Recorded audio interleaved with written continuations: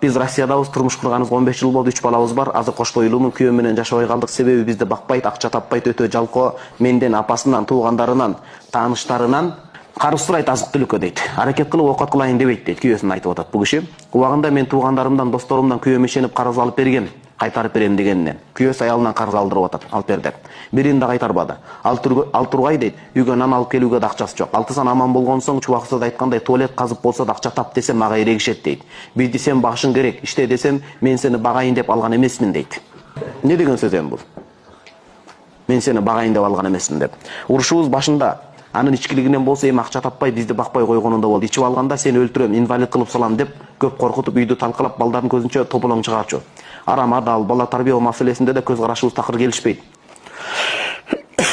Айтор дейт, эч кимден тил өтпөйт, жада калса апасын тукпайт. Мен өзүм иманга, жоолукка, намазга келип динди бир аз таанып калганым 2 жыл болду дейт. Акыры дейт, 2 ара жолго түштүк. Азыр да жардам бербейт. 3 баламды өзүм багам, кош бойлуумун.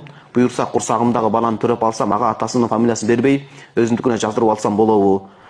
Экинчи маселе, күйөөм талак берген эмес, оңолушуна көзүм жетпейт. Жогоркуларды эске алып өзүм талак сурасам күнөөкөр боломбу? Бизде казы жок дейт. Кичинекей шаарчадабыз дейт, Россияда экен.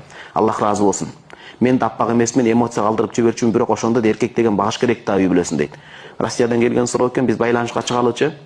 Күйөөңүз кандай, балким азыр оңолуп тооба кылып калгандыр туурабы?